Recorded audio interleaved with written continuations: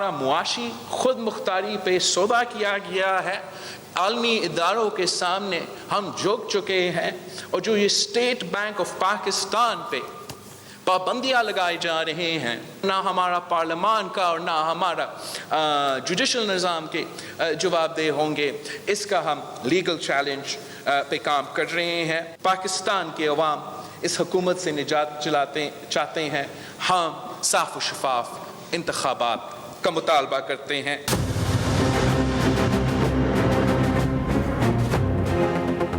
Peoples party PDM से एक कदम आगे, मुत्तहिदा अपोजिशन से पहले हुकूमत के खिलाफ लॉन्ग मार्च का ऐलान। बिलावल भुट्टो जरदारी की धुआंधार न्यूज कॉन्फ्रेंस। मुल्क में फौरी शफाफ इलेक्शन कराने का मुतालबा। कहा मार्च का आगाज मज़ार कायद से 27 फरवरी को होगा। हुकूमत के खात्मे की तहरीक लाहौर से शुरू करेंगे। तहरीक इंसाफ ने 7 साल तक गैर मुल्की फंडिंग को छुपाया। पैसे को जमहूरी जमातों के खिलाफ साजिशों में इस्तेमाल किया गया। इलेक्शन कमीशन सख्त एक्शन ले। हमारी मुआशी खुद मुख्तारी का सौदा किया जा रहा है। हुकूमत से निजात के लिए साफ और शफाफ इंतखाबात नागुज़ीर हैं। ये भी कहा मेरी इनिंग लंबी होगी। अवाम अब ज्यादा देर इस हुकूमत को बर्दाश्त नहीं कर सकते। आज तक एक्सप्लेन नहीं किया कि कितना पैसा किस मुल्क से लिया, किस कंपनी से लिया, कहां इस्तेमाल किया, कहां से वो पैसा आया, कहां खर्च किया। मुस्लिम लीग नून ये डिमांड करती है कि इमरान खान फिल फॉर इस्तीफा दे। झूठ बोलने के जुर्म में, लोगों से पैसे ऐंठने के जुर्म में, गैर कानूनी फंडिंग लेने के जुर्म में, फॉरेन फंडिंग के जुर्म में इमरान खान फौरी इस्तीफा दे। मरियम नवाज का मुतालबा। कहा इमरान खान का ब्रांड खुलकर सबके सामने आ चुका।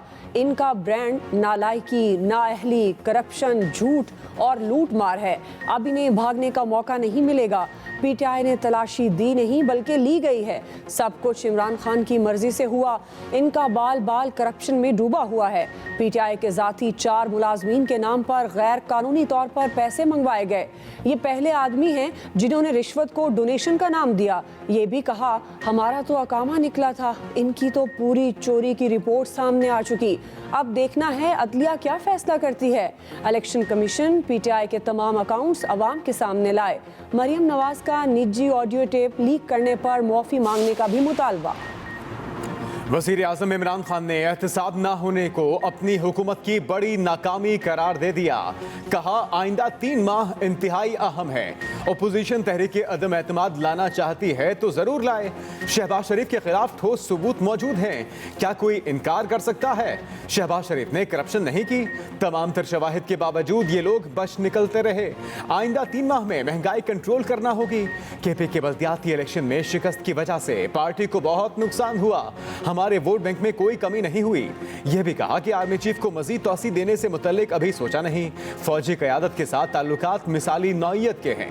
वज़ीर आज़म ने फिर पंजाब हुकूमत की कारकर्दगी को इत्मीनान बख्श करार दिया। खानदान शरीफिया और जरदारिया के जो सपूत हैं उनको पता नहीं है कि उनके खानदानों की हुकूमत इस मुल्क में कब की ख़त्म हो चुकी है। अब हमें इंतज़ार है पीएमएलएन और पीपल्स पार्टी की इलेक्शन की फंडिंग का, और हम समझते हैं कि वो सामने आए। नून लीग की पार्टी को मनी लॉन्ड्रिंग के लिए इस्तेमाल किया गया और आज ये सारा ख़ानदान जो है वो खुद बाहर बैठा है। नवाज शरीफ जो है वो कभी एक रेस्टोरेंट जा रहे हैं, दूसरे रेस्टोरेंट जा रहे हैं। 17 महीने हो गए हैं, उनका इलाज ही मुकम्मल नहीं हो रहा। शरीफों और जरदारियों का अरूज खत्म हो चुका। नवाज फैमिली को अवाम से लूटे पैसे वापस करना होंगे। वज़ीर इत्तलात फवाद चौधरी का जवाब। कहा तहरीक इंसाफ ने शफाफ फंडिंग का निज़ाम दिया। फॉरेन फंडिंग केस में हम सुरखरू हुए। पीपल्स पार्टी और नून लीग की फॉरेन फंडिंग की तहकीकात का इंतजार है। ये बच्चे हैं, वक्त के साथ इनको सियासत का पता चल जाएगा। मरियम नवाज ने अपनी ऑडियो के असली होने का एतराफ कर लिया। अगर इनमें थोड़ी सी शर्म होती तो अवाम से मुआफी मांगती। 10 जनवरी को मिनी बजट पास हो जाएगा।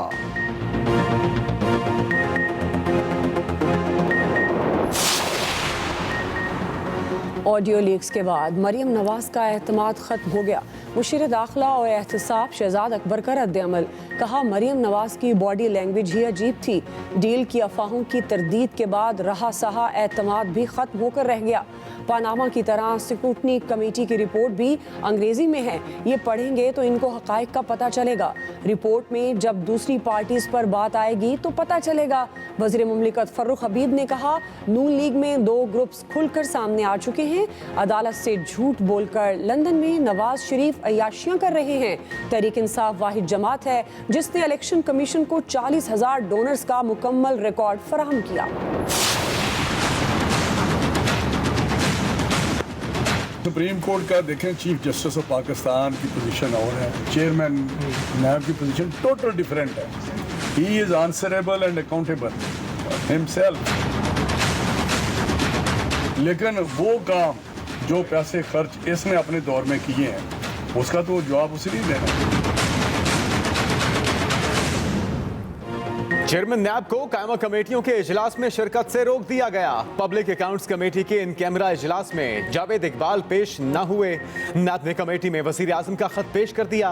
कहा वजीर आजम ने चेयरमैन नैब की जगह डीजी नैब को ब्रीफिंग देने की मंजूरी दी है। अहकाम दिए गए हैं कि चेयरमैन नैब PSC समेत किसी भी कायमा कमेटी आईनी इदारे और खुद मुख्तार इदारों के सामने बतौर प्रिंसिपल अकाउंटिंग ऑफिसर पेश नहीं होंगे। चेयरमैन नैब की नुमाइंदगी डीजी नैब तमाम कमेटियों में किया करेंगे। हुकूमती रुकन नूर आलम खान ने नैब के खत को वजीर आजम को बदनाम करने की कोशिश करार दिया।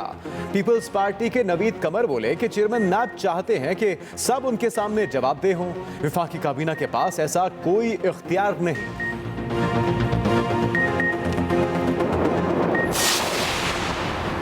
सुप्रीम कोर्ट में पहली खातून जज लाने की सिफारिश, जुडिशल कमीशन का अहम इजलास। जस्टिस आयशा मलिक को 5 वोटों की अक्सरियत से लाने की सिफारिश की गई। पार्लिमानी कमेटी की मंजूरी के बाद justice Ayesha Malik supreme court की जस्टिस बन जाएंगी।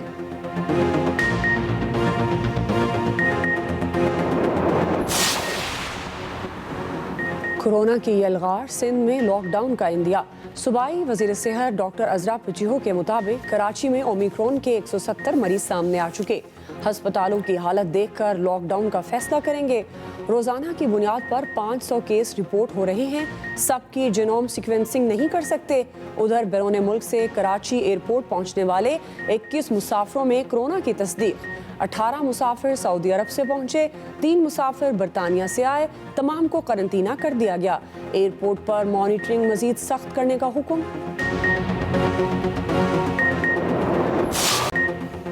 ओमिक्रॉन के हमले थे। इस्लामाबाद में नए वेरिएंट के मजीद 36 मरीज सामने आ गए। कुल तादाद 177 हो गई। पेशावर में भी ओमिक्रॉन के 5 केस रिपोर्ट। मुतासिर अफराद की कोई ट्रैवल हिस्ट्री नहीं। सदर मुमलिकत आरिफ अलवी भी कोरोना में मुब्तला, टेस्ट पॉजिटिव आ गया। कहा गले में 4-5 दिन से तकलीफ थी, बल्कि हल्का बुखार भी था। अवाम से SOPs पर अमल दरामद की अपील की। मुल्क भर में कोरोना केसेस में इजाफा, शराब 2% से भी ऊपर चली गई। एक दिन में मजीद 5 अमवात, 1085 नए केस रिपोर्ट। बादल, बारिश और बर्फबारी, मुल्क भर में सर्दी छा गई। यख बस्ता हवाओं का राज। लाहौर समेत पंजाब के मुख्तलिफ इलाकों में वक्फे वक्फे से बारिश। इस्लामाबाद और KP में भी बादल जमकर बरसे। बारिशें अभी मजीद होंगी। महकमा मौसमियात की पेशगोई। 8 जनवरी से ठंड की नई लहर आएगी। 1 हफ्ते तक बरकरार रहेगी। पहाड़ों पर सफेद मोतियों ने माहौल बदल दिया। वादी लीपा में मुसलसल तीसरे रोज बर्फबारी। 6 फुट बर्फ पड़ने के बाद राब्ता सड़कें बंद। GB और गलियात में भी वादियों का हुस्न देखने वाला। सर्दियों की बारिश ने कराची का हुलिया बिगाड़ दिया। अहम तरीन सनती इलाके साइट एरिया का नक्शा ही बदल दिया। टूटी फूटी सड़कें बारिश के बाद कीचड़ के तालाब में बदल गईं। सदर, lines area, II Chundrigarh road, Bahadurabad समेत दीगर इलाकों में बूंदाबांदी। महकमे मौसमियात की बारिश का सिलसिला जारी रहने की पेशगोई।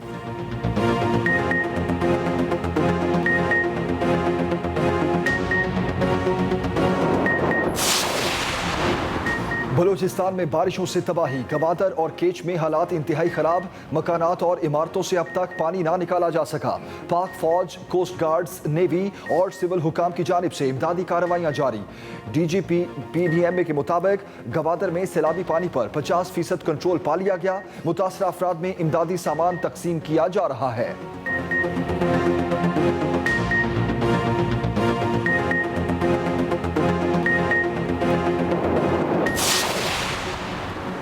छुट्टियां और मौज मस्ती खत्म। पंजाब में कल से तलबा की स्कूलों में वापसी होगी। वजीर तालीम मुराद रास के मुताबिक पंजाब भर में तमाम स्कूल कल से खुल जाएंगे। असातिज़ा और तलबा SOPs पर अमल दरामद करें।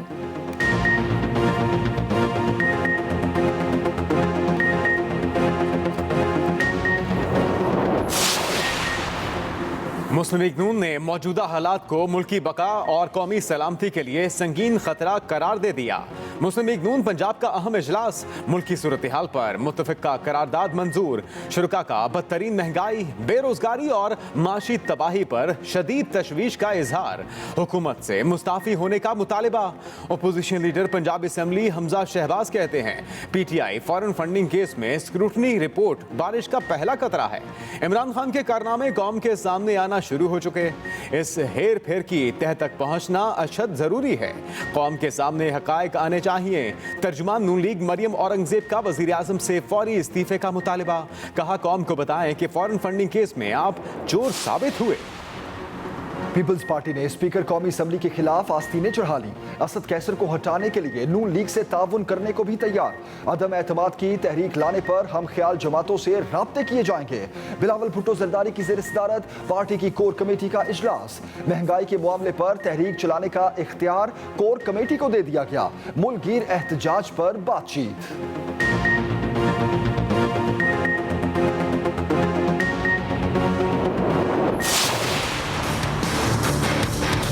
मैं DG ISPR के बयान की जो है वो तईद भी करता हूँ और उसके ऊपर यकीन भी करता हूँ। मियां नवाज शरीफ साहब ना डील करने के, ना डील से मतलब गुफ्तगू करने के और ना ही इस किस्म की किसी मूव का हिस्सा बनने को तैयार है।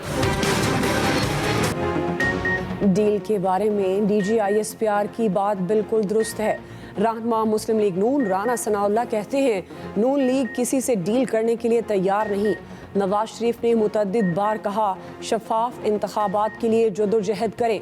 ये भी कहा मरियम नवाज ने मुबैना ऑडियो में कोई काबिल गिरफ्त बात नहीं की, टेप हुकूमत ने वायरल की। एहसन इकबाल ने कहा DG ISPR का शुक्रगुजार हूँ, उन्होंने वाजे कर दिया हमारे साथ कोई डील नहीं। डील कौन कर रहा है? जवाब डील करने वाला देगा। मिनी बजट की डटकर मुखालफत करेंगे। MQM से बात की है वो साथ दे। हुकूमत का 10 जनवरी को कौमी असम्बली का इजलास बुलाने का फैसला। फाइनेंस एक्ट तरमीमी बिल पेश किया जाएगा।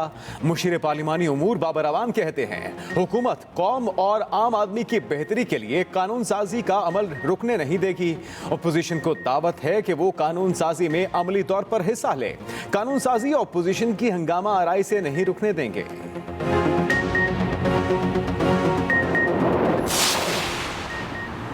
महंगाई नामंजूर का नारा क्यों लगाया? परवेज खटक गुस्से में लाल पीले। मानसहरा में वर्कर्स कन्वेंशन के दौरान कारकुन की महंगाई के खिलाफ नारेबाजी। विफाकी वजीर परवेज खटक ने कहा सिर्फ इमरान खान का नारा लगाएं, जो नफाक डालेगा उसको बाहर निकाल दूंगा।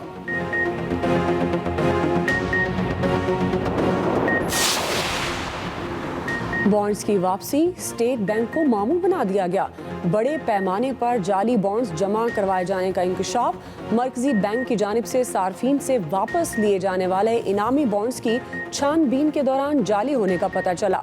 स्टेट बैंक की बैंकों और कौमी बचत मराकज को बॉन्ड्स के एवज फराहम करदा रकम वापस लेकर कानूनी कार्रवाई शुरू करने की हिदायत। जराये के मुताबिक इनामी बॉन्ड वापस करने वालों में अक्सरियत बुजुर्ग शहरियों की है, जिन्होंने जालसाजी में मुलव्विस होने की तरदीद कर दी है। सालाना 80 टन सोना स्मगलिंग के जरिए दरामद होने का इंकशाफ। कायमा कमेटी बराए खजाना का इजलास। मेंबर FBR ने बताया कि पाकिस्तान में सालाना 160 टन सोना इस्तेमाल होता है। 80 टन मुख्तलिफ ममालिक से स्मगलिंग के जरिए आ रहा है। मुल्क में सोने की मार्केट तकरीबन 2.2 खरब की है, जबकि सिर्फ 29 अरब की मार्केट डिक्लेयर्ड है। गोल्ड एसोसिएशन हुकाम के मुताबिक सिर्फ सोना ही नहीं, हीरे भी स्मगलिंग के जरिए आ रहे हैं।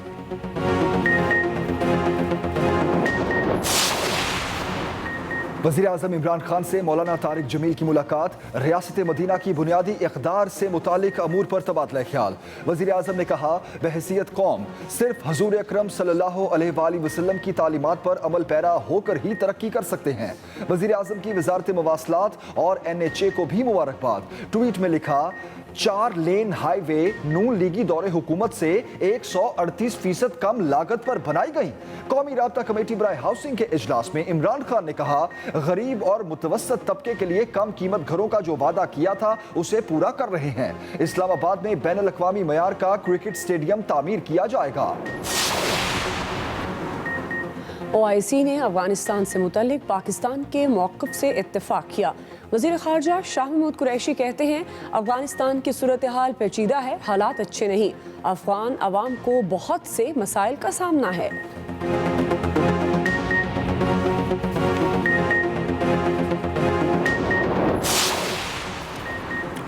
वफाकी वज़ीरा ने सिंध बल्दियाती बिल को काला कानून करार दे दिया। वफाकी वज़ीर अली ज़ैदी से मियां मोहम्मद सुमरो और अमीनुल हक की मुलाकात। सिंध के बल्दियाती बिल पर शदीद तहफ़्फ़ुज़ात का इजहार।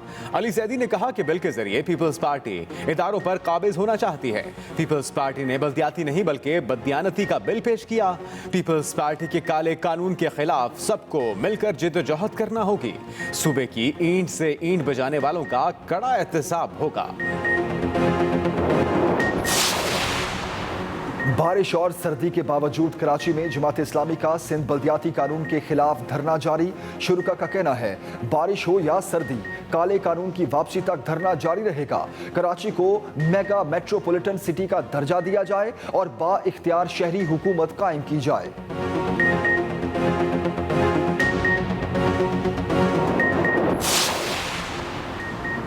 Army chief general Qamar Javed Bajwa से तुर्क डिप्टी चीफ और जनरल स्टाफ की मुलाकात।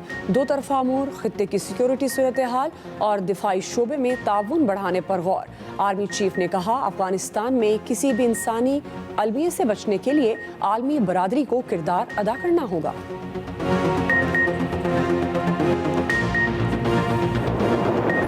पार्टी बिलावल भुट्टो जरदारी साहब की जो हुकूमत है वो हुकूमत नहीं चला रही, वो सिंध को अपनी रियासत बना रही है, अपनी रियासत, अपनी पर्सनल जागीर बना रही है। कोई उनको रोकने वाला नहीं है। जरदारी साहब को सिंध और खास तौर पर शहरी इलाके गिरवी रख दिए गए हैं, क्योंकि वफाक में इमरान खान साहब की हुकूमत चलानी है। पीपल्स पार्टी सिंध को अपनी जागीर बना रही है, शहरी इलाके गिरवी रख दिए गए। सरबराह पाक सरजमीन पार्टी मुस्तफ़ा कमाल की इस्लामाबाद में मीडिया से गुफ्तगू। कहा, सिंध लोकल गवर्नमेंट का कानून मजाक है। आज PTI की हुकूमत आसिफ अली जरदारी की मरहून मिन्नत है। आसिफ जरदारी चाहें तो हुकूमत गिर सकती है।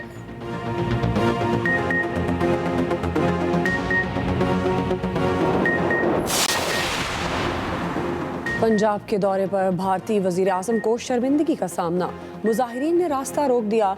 भारतीय वज़ीर आज़म का काफिला 15 से 20 मिनट तक फ्लाईओवर पर फंसा रहा। रास्ता ना खुलने पर वज़ीर आज़म मोदी को मुजव्वज़ा प्रोग्राम मनसूख करके वापस लौटना पड़ा।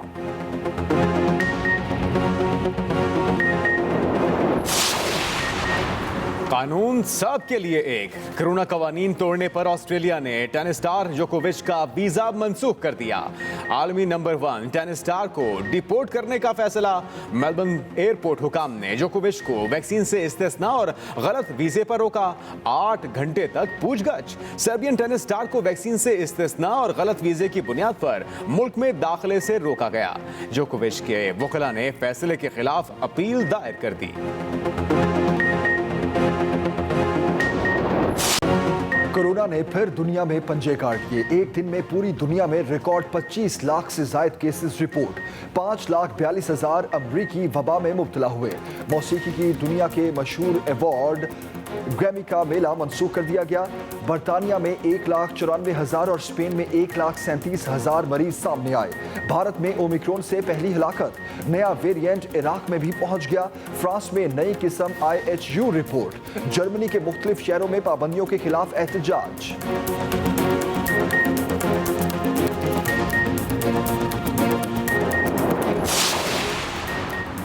अफगानिस्तान में एक साथ सैलाब और बर्फबारी, 11 अफराद हलाक, 34 में से 32 सूबे शदीद मुतासिर। मुल्क में इमरजेंसी नाफिज कर दी गई।